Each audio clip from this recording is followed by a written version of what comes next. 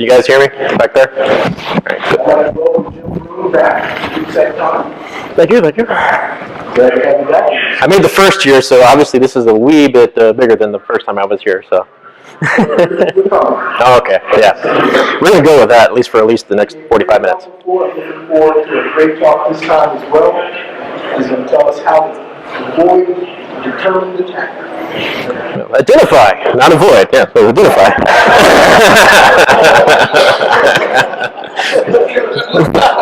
We're doing really damn good as an industry of avoiding, so let's fix that problem.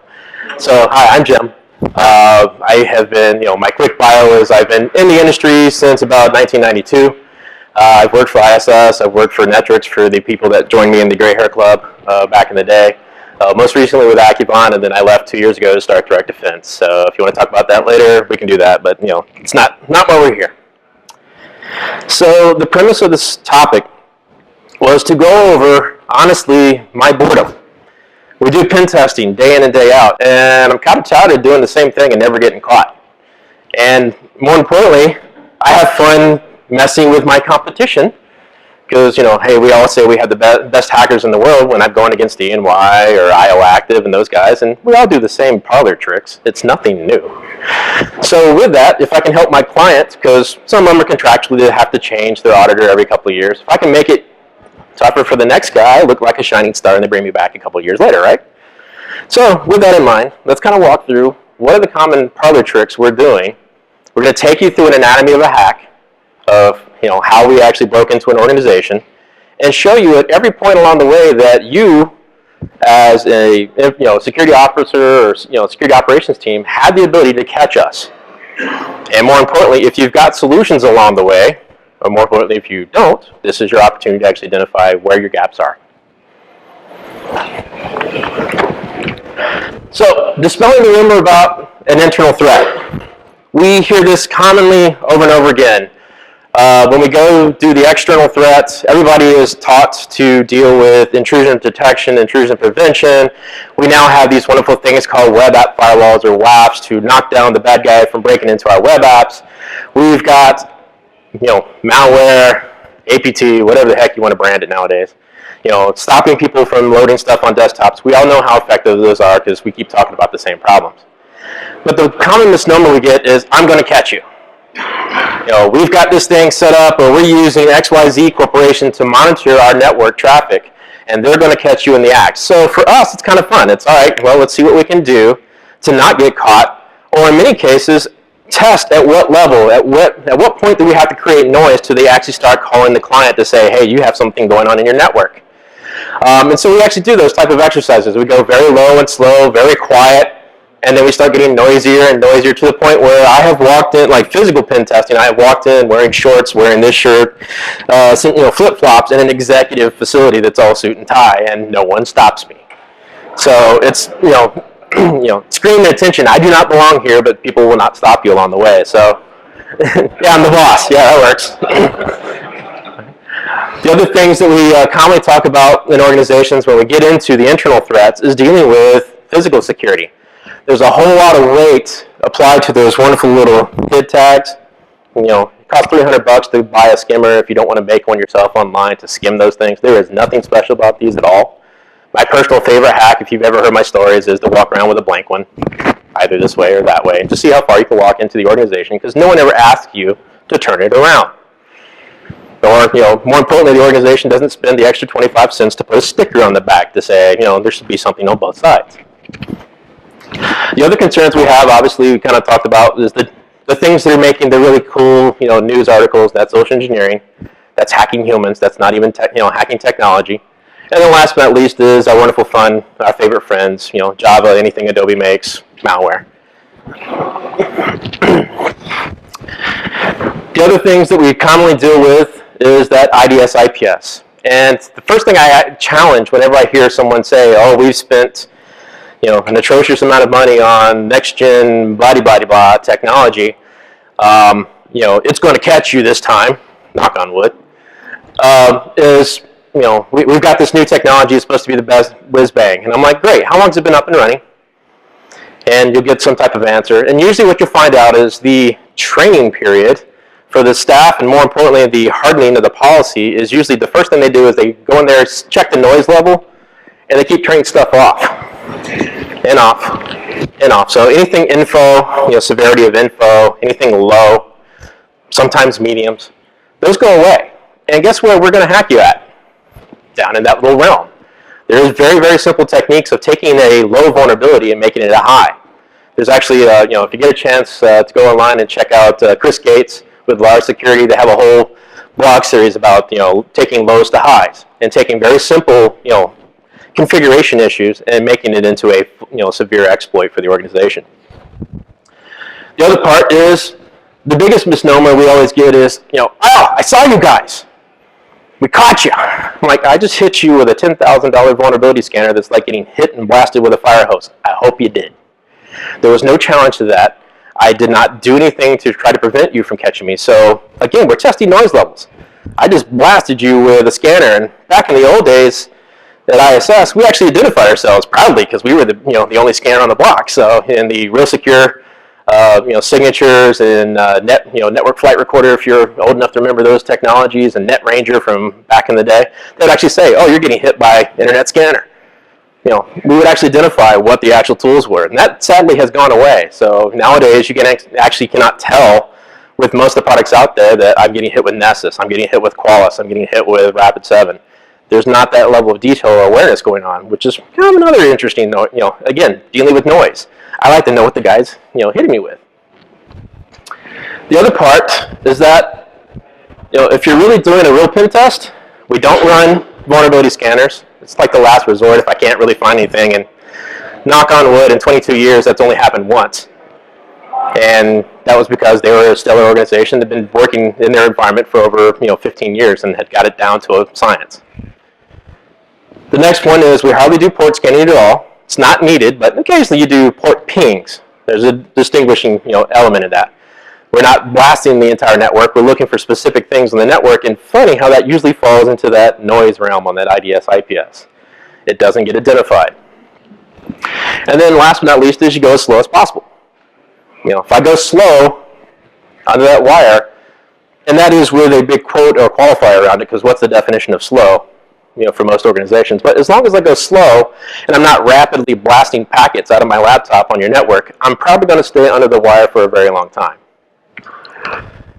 The other common misconception that's gone out there is, oh, you've got tools that only hackers use. So do you. Backtrack. Matter of fact, a lot of my competition as a startup, as an organization, is I'm competing against the guy running Backtrack, hasn't invested in any tools whatsoever. So you're really buying that person's knowledge. And that is it's a challenge. There's some really good guys that I have to compete against as a company. But again, there's no it's a level playing field when it comes to tools. It's all about knowledge at the end of the day and how those tools are applied and how you can get around an organization's security. So my favorite example, it's one that we still use to this day, is taking over the internal network, aka Microsoft wonderful world of Microsoft domain, getting domain admin access through enumeration techniques and popping a couple SQL boxes. Anyone recognize that this is nowhere close to O-Day? It's not even complicated. It still works today. I have done, this year alone, I personally have done about 25 pen tests, and I've yet to have to actually use a bundled exploit. So it's still that prominent in organizations. I don't have to use Metasploit to whip out MS-08 and 67. It's there, but it's last resort. But in essence, it's gotten that simple. And so I like to call it hacking like it's 1999 because that's actually the first time I did it. Met a guy named Joel Scambry. We were doing some work out there at Microsoft's main campus, and he showed me this cool thing because they had just implemented SQL Server 2000 inside of Microsoft Sales. And he's like, "Oh yeah, look what you can do with this!" And I'm like, "Sweet, let's package this puppy." And we made a really cool batch file that just kind of did all that for you. So the challenges I threw out there initially is spot the point where in your environment you would actually be notified as we go through this. More importantly, the takeaway out of this is obviously if you don't have a point that you would have notified it or been notified, take that as a mental note for yourself that you might want, it's an area you should address ultimately. And more importantly, be interactive because I hate being the only one talking in this room, so feel free to shout, yell. So the 11-step hacking process in most cases to take over an entire corporate network. Really complicated. Step 1, plug in something. We laugh, but it usually is that easy. So find a way to plug into the network. There may be some hurdles. We'll talk about what they are. Step 2, start enumerating the environment. Now, anyone still have Windows XP in their environment or 2003? That comes really easy, and thank you. Thank you for continuing to beat that dead horse that is legacy solutions. Makes it really easy to enumerate. Finally, from there, we actually start enumerating. We start looking at things. We do a little bit of hackery. We do really complex, analysis on user passwords. Password 1, welcome 1, company name 1. And from there, 9 times out of 10, you've got access to the network. You may or may not be privileged at this point, but in this case, we're going to go for a rapid, massive approach.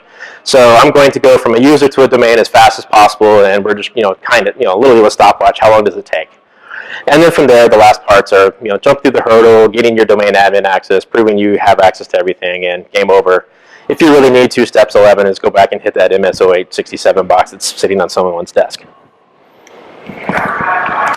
Some little things to key by as we go through this. This is actually from our deliverable that we do, from the anatomy part of it. So, you can disregard the screenshot part of it. But at the top of it, it's just a syllabus for you, or a legend to kind of go through the actual flowchart that's on the right-hand side. There are user points. There's the consultant, aka the bad guy. There are alerting points, which is the horns and the 2 lights that should have thrown an alarm somewhere in the network. And then from there, we can kind of go through user profiling, things like that. So again, step 1, how hard is it to plug up something in your network? Walk in, plug in, go. So how do we prevent that? We get rid of DHCP. Yeah, good luck. Again, it's, do you have NAC? Do you have port security turned on? Those will slow me down. Those are technology hurdles from Cisco and from some of the newer vendors out there, like Bradford Networks and Forescout, to slow me down. But what's the one exempted device in almost every implementation of that? What? Printer, yes. Wish I had some Snickers. Anyway, so printers. Printers are the #1 exception in most organizations. How hard is it to become a printer? Walk over to the screen, go to the diagnostics, print out the information, take the MAC address, IP address, unplug, reset yours, go. About 45 seconds. So, it doesn't take a lot of effort to get a device on the network. The other cool things you've seen in the last few years is those cool little, drop boxes that are mini pwners that are about a $49 box, up to the Pony Express, which is about $200. I'm a little overkill because I do use professional tools, so mine's about yay big, and it's got 4 cores on it and 16 gigs of RAM. It's a NUC, Intel NUC. They fit perfectly in ceiling tiles. They're nice, nice and balanced. But once you're in there, you're in there. Knock yourself out. You can do whatever you want. So I'm on the network. Challenge 1, fail or pass for your organization. The next step is we start enumerating. Now, if you're a hardcore hacker, an elite, and you have gray hair, you know how to use Windows. The new guys love to use their Linux systems and backtrack, and so for the old folks, this is NBT enum, this is enum. For the young folks, this is the new flags inside of Nmap. This is essentially plugging in, going to network neighborhood, if you remember that, dumping that, it's called the master browser table, dumping that to a text file and using this really powerful thing called grep. And essentially ripping through this thing really fast and saying, oh, what's all the systems that are domain controllers? Ta-da, ta-da. Put them over here, make a nice little feed file for yourself. Obviously, you can tell this is a batch file when you get done with this thing. The next thing is you go through and you look for all the SQL servers. Well, conveniently, they're located inside of the net in the master browser table as well. And you can map out the entire network just by literally a couple strings, and you've got an idea of what's going on. My personal fave on a client is they want to do a blind internal pen test. And this is literally what you do, is you find the first box of the network that allows you to grab the master browser, take that, grab it, throw it into a text file, for loop with ping, and now you have all the IP addresses inside the network without having to actually send a massive ping at the broadcast level, which typically gets flagged by IPS. So again, it's little tricks that you can do to actually avoid a lot of the detection solutions out there. Now notice that there is no alert or logging function going on here. This is because, by default, out of the box, until Windows 2008 native mode domain, they did not log this. This is considered noise. And in IDS, IPS, this is info, is the severity ranking. So I've just mapped out your entire network, for the most part, of where the important stuff is at, about 95% in most cases. And no alarms have gone off at this point, and your infrastructure has not told you what's going on at this point. So we have a challenge to, person's in, they're starting to enumerate, what can you do to start helping yourself in that instance? And it is a challenge. And so the first part is, can you disable null sessions? Short answer is, if you still have to support Windows XP, almost. If you're at Windows 7 and Windows 2008, you're actually at the best level you possibly can be today to enumerate or to block the basic enumeration techniques we've been doing for 15 years. If you can go to native mode, and that is a strong if, because most organizations still have to support legacy applications, legacy systems that still have to, essentially require you to run in a broken model. So it is a challenge. It's not an easy fix. The next thing we're going to try is, because we've been able to enumerate systems, we're able to enumerate the groups and users in the domain. Again, we cut and paste every user out of the domain. We slap them over there because, as a nice guy, I look at the password policy, and I don't want to lock out accounts because that really makes people irritated. But in essence, what's the default lockout for Windows? 3 strikes, you're out. Most companies, the first thing they do is they crank that back to 5 or 10. So it gives me a whole lot of grace area to play with. Now this is, as you'll notice, this is the first point that an alarm should go off in your organization. But we make, I personally like to have fun with philosophy in this. We make a lot of assumptions that people will act on this information. And the answer is, in most cases, it doesn't happen. So the first thing we do is we go through, we create this big, massive list of users. We start with a really complex password of password 1. And we slap it against everybody once for the day. We try to make sure at least people don't hit the limit. So you might do this once or twice, depending on what the password policy is, over a duration of 3 to 4 hours or 4 to 5 days. This still works. I have yet to not have it work this year alone. After all the articles in New York Times and everywhere else, the password 1 is the world's most egregious password in a domain environment. It's still there. And it will usually let me have access to do all types of damage from there. But again, it's in this case, we're going to say that the users weren't privileged. They got me in access. I could start doing stuff, and depending on what user I got access with, I could probably still do some serious harm because I can gain access to information I should not have access to. But our goal was to get domain admin really quick to show that we had access to everything. In this case, the interesting part of the misnomer is that we fill alarms. Event viewer does log failed login attempts. Do you read it? Did you spend a lot of money on Splunk and all those other fun SIM tools? Did you alert on it? In many cases, most organizations do not alert on one failed login attempt. They alert on lockout. So you've hit the extra. So as long as I stay under those thresholds, I'm generating noise, but no one's at the wheel. No one's looking. More importantly, what's the flip side of this conversation? Now, if you had an intelligent SIM and it just saw someone just tried password 1 on 1,200 accounts in a duration of 30 seconds, I would hope someone would start investigating. But most SIMs do not have that analytical model in it. It just simply says, I just got 1,200 entries for failed login attempt. There's nothing adding that extra layer of intelligence to it, and it's up to you, the SIM operator, to add that extra analysis for yourself. The opposite of that. So I just saw 1,200 accounts get failed login attempt, but 20 of them just logged in simultaneously within a matter of milliseconds. Wouldn't it be nice to know, okay, now, if you do happen to see me brute forcing your network, we have a problem. Houston, we have a problem. At that point, how many accounts did they just get in with that account? What's the opposite of this, conversation? Someone is actively brute forcing, did they get in?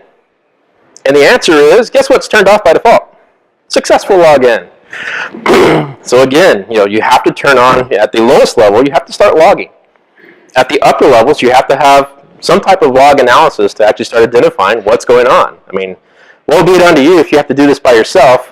But, essentially, there are the tools out there. Many companies have invested in those tools. They just haven't absolutely implemented them very well.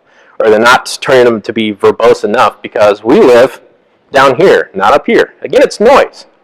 We can set thresholds for alerting pagers, or now I'm showing my age, alerting text phones, email, things like that. But in essence, we can set those thresholds and actually qualify what throws an alarm versus what just throws something to a screen to notify somebody. Flashing red lights get attention just as well through peripheral vision. Now, the fun part of this one is we got some accounts. We were able to get in there. We were able to see some sensitive stuff for the organization. But again, my goal was to get domain admin as fast as possible, just so I could say, yeah, I'm a hacker. And from here, we could do some other things, but again, come to the simple concepts. Are you logging every element of a login session? Successful, failed. Are you alerting? Or have you set thresholds around, 5 users logged in within X interval of time, or 20 users did not log in? Yes. Let's ask the question: how many people here actually log successful login? Yeah. Am I the only hand in the room here? Yeah. No, there's a couple. We've got like 4 or 5. So it's a small percentage is the point I'm trying to make. Yeah, it's a very small percentage because. I'd say this is the number one thing you should be logging for. Very much so. How many users do you have? Thousands in the gaming company. Thousands. Yep. So, quote unquote, storage is cheap. I put a wrapper. There's some qualifiers around that statement, but nowadays it's gotten to the point where we can at least rotate logs fast enough that we can afford 9 terabytes for a typical organization, which could generate about 5.5 terabytes a day of logging data. So it's an analytical molecule we can look for. So the next step is we've gotten user access. Didn't get me anywhere from a privilege standpoint, but remember early on when I did that enumeration and I had all those wonderful SQL servers? Now I go through my next level of eliteness. It's a little tool called Hydra. It's a little brute forcing tool. I take the file that I created with all the SQL servers, I push it towards Hydra, and I say, go log into every SQL server you can identify on the network with blank SA, or SA is SA, or SA is password, really trivial stuff. Nothing to log out, lock out the SA account. But this is not sophisticated stuff. So again, do we come back to a hole in the audit environment? Do you log access to a database outside of a traditional access model? If the database is supposed to be feeding a web app, then why is the user logging in with the management tools underneath? Simple concepts like that we can add to event log, event viewer. It's there, or even syslog tools to actually capture those type of events to see that someone's actually quote unquote tickling the ivories underneath, bypassing the traditional access model. Do you change those default passwords? This is something that Scanner's been checking for almost 15 years. So this is, this should not be a surprise when you find one. Can you actually set lockout on the SA account? Probably not. That is one of those privileged accounts that, unfortunately most developers, that's the first one they create, or, first one they use, and that runs the entire application. So if you lock it out, the app stops working. Recognize those accounts, put some criticality around those accounts, and put some additional logging around those accounts. Yes? Yes, I think it's an interesting one because a lot of ideas by default do not actually look for solutions. Exactly. It's there. It's a low inside of Snort. So the interesting we come across in our stuff, I don't think I want to vendors outside the door. Yes. Down a lot. So our SA account check that we custom created also grabs anybody who looks at a log that has an SA in it. Okay. So you really have to understand the difference between the packet length of an SA failed logging account and somebody looking at a log which has SA fail in there or SA success, and understand that there's a size difference and focusing on that. Yeah. So Finding that is a number one thing that wasn't very noisy until the customers. yeah, very much so. So the comment for everyone is essentially the intrusion prevention, intrusion protection solutions typically do not log this by default. This is a condition that falls under that noise environment, or they don't even have a check for it. And so in his case, he actually had to go back and add that check and then look for conditional changes to see if someone failed or failed or success, or if it was an automated fail attempt to actually identify it. Probably our number one. Yeah. So for him, it's the number one condition that he has to deal with. And then jumping over, so we found a couple SQL boxes. We're able to log into those SQL boxes using the eliteness that is the stored procedure XP_command shell. Whenever you integrate into an operating system, specifically like Microsoft, you run as the operating system, so the system permission, you're above admin. So, users get admin level and power user and user, and system is the actual operating system itself. So any command that runs, if you break Exchange, if you break SQL Server, runs up here 9 times out of 10. So you are the operating system. You have access to do anything you want. In this case, we actually leapfrog up. We create a new admin account, so yet another alerting event. Number one is someone used XP command shell, which is actually identifiable in the logs if you have it. Number two is the actual, there is a new admin account being created. I would hope you're at least logging those. If you have to deal with SOX, Sarbanes-Oxley, you're supposed to be. That's actually one of your requirements for living in the wonderful world of compliance as we know it, is monitoring privileged use. So when a new admin account gets created, that should throw an event somewhere in the environment. When that account just jumps over, from a local account and now becomes domain, something really should have gone off at that point of what the heck just happened here. But in this case, we're just focused on the one box. Yes. So one of the things we've done when we start turning up our when we start turning up our logs and Untitled Chapter, we were finding the data we wanted was in there. Windows by default will not log anything you actually need. You go into that. Yes, you have to go into the Stuff, and you'll have to tweak it. For example, we ask quite often, can you turn on when a new file comes from the box? Yes, if you turn on privilege use success, nobody does. Yep. By default, it's off, and you go to the directory and you say audit, click advanced security, blah, blah, blah, auditing, and I want to watch for created files. Yep. That's a very powerful thing that by default is not. common. It wasn't there until R2 for 2008. In 2012, it's there, but again, it's not turned on. You have to go under the advanced audit functions to turn on a lot of this stuff. So it's annoying because it's there. It's just not very well documented. And we're going to get to one of my personal favorites here in a second of what's not there inside of the Windows, password structure. But in our attack, we're now on a box. We've been able to go through and jump a couple of hurdles. We should have had some login events because we just created a new admin account on a local system. If you've got antivirus and you're using like Metasploit or Core or any other tools, they typically kill this connection because they know it's an automated tool doing it. So by doing it manually and typing a little slower, usually you can bypass your AV, just FYI. But if you've never seen how elite this actually is, that's actually using a simple SQL command in it's a DB visualizer. Type in the following string, just XP underscore command shell net user add a password, net new user, add them to the local domain account, success, ta-da, you're done. Another thing you should log. Yeah, exactly. Anytime that, honestly, anytime that any of the XP underscore store procedures are actually used, there's a whole, there's about 40 of them that are available. Anytime those are used, those are with privilege. That is system. So from an audit trail, this is something to go back and add to your collection. So now we're on the system. Now we run into an interesting challenge because we've got our new admin account. We now have the ability to use some password tools. So essentially proc dump, or if you're familiar with like old school PW dump or FG dump, essentially you can now hook in because you have local admin privileges to dump all the local user passwords off that system and run away and go crack it. So what's the first step of defeating this? How good's your password policy? How good, when's the last time you actually audited your users? More importantly, how often do these actually get changed? And my personal favorite is how often are they shared across multiple boxes? Because once I got one, your day just turned into bad. In this case, we were successful in finding the local admin password that's used on about half of this environment. So to be lazy, this is the one instance we actually fired up, Metasploit and used psexec. So this wasn't even a prepackaged bundle. This is actually an automated tool that, for some of you that may have heard the term of, password, pass the hash. It's the same concept. That's when you actually don't have the password. It's basically just sharing the actual stored hash that we stole earlier in the previous step. So I didn't actually have to crack the password. I just do it out of novelty at this point. So we're supplying the password, and we're just going to say, hey, we know that in 10.1.2 is the server subnet. There's approximately 200 boxes. Log into every one of them and let me know where it works.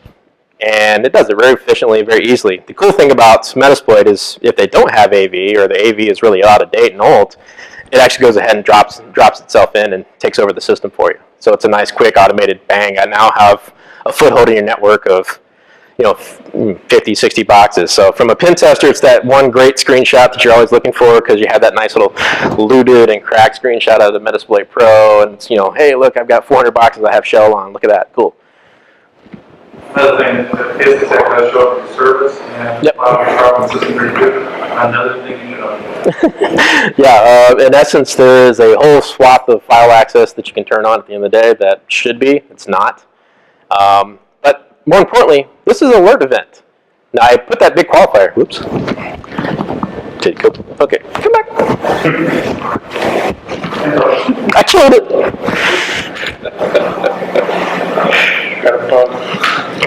Darn apples.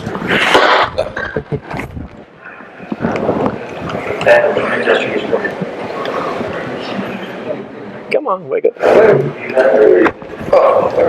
we go.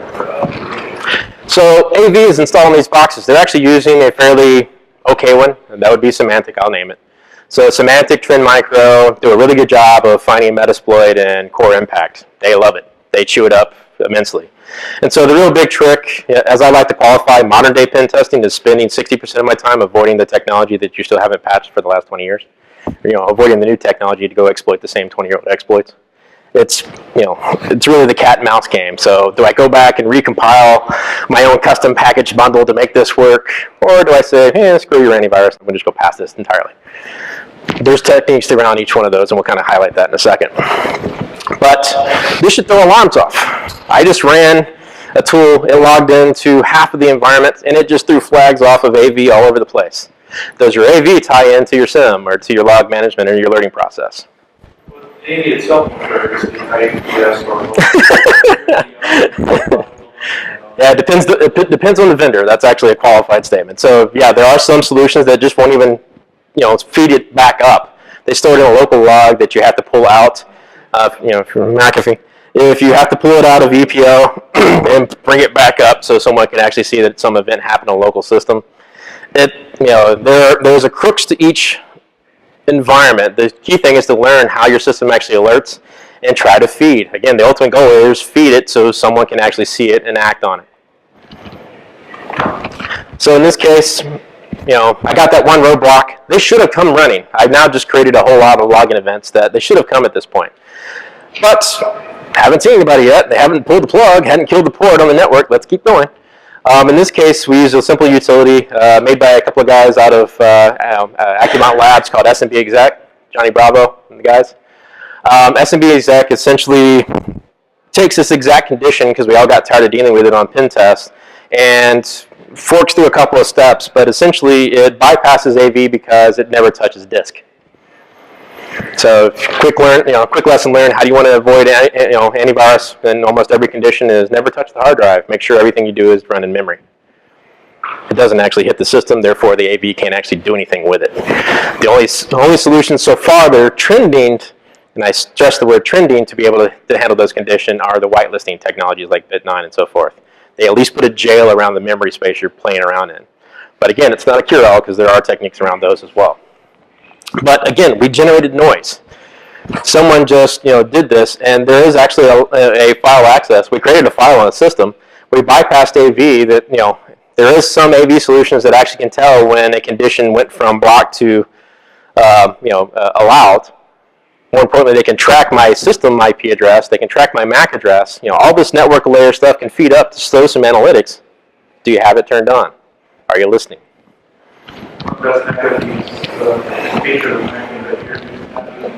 So my connection, every MAC address comes up in 4 row. Surprisingly, it tells you a lot. You see the MAC address patterns and things. I don't know. Yeah. So in essence, the rogue MAC detection inside of the McAfee products does have a new feature set to actually identify when new devices come on. Another common area that you see it, because candidly today wireless has better access control than wired. At least better solutions available. So the same thing happens in the wireless world with Aruba. They tell you whenever somebody walks by with an AP, things like that. So there are ways to actually gather that data. Again, feed it, listen.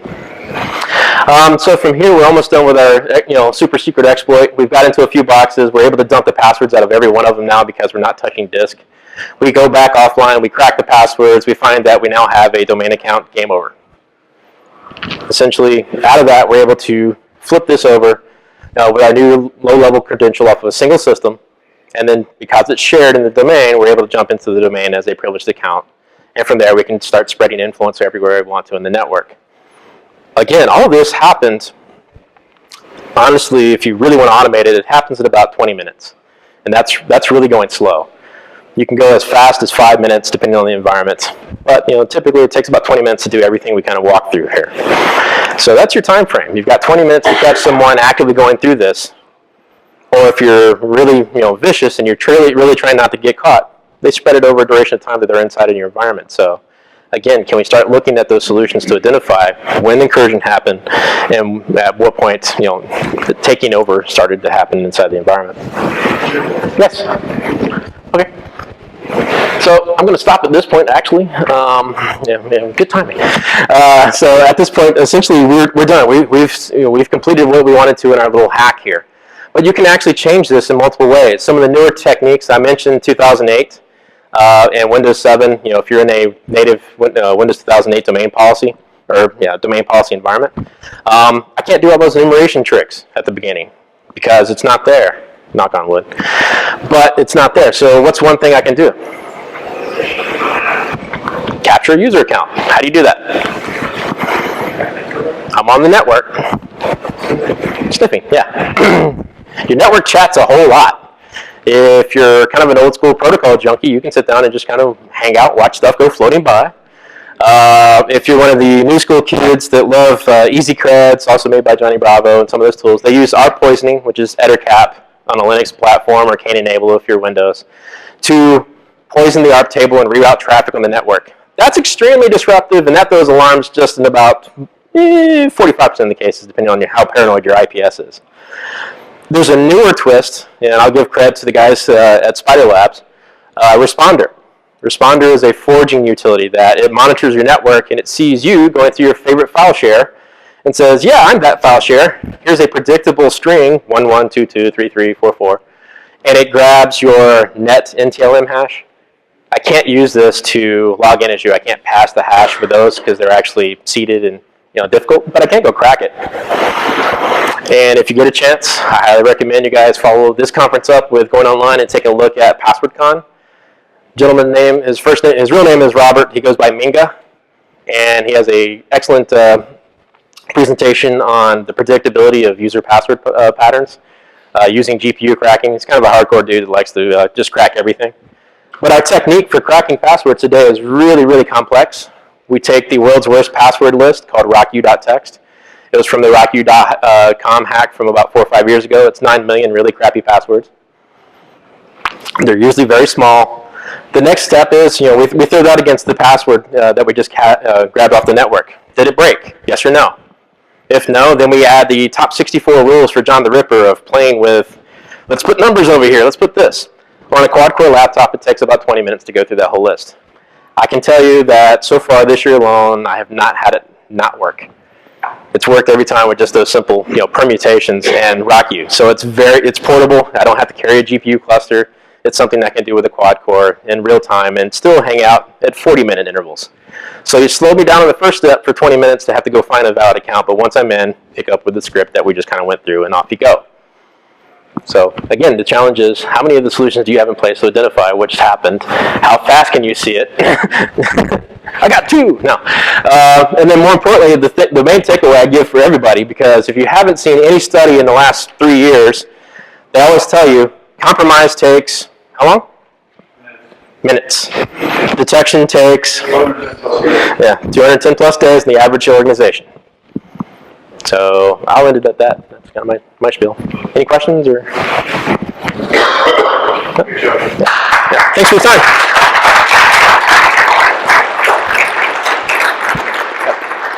I've given the prezo beforehand, so I think you guys get a copy of it. Otherwise, you can hit our website. It's up there, and we have a whole blog series around this as well. So.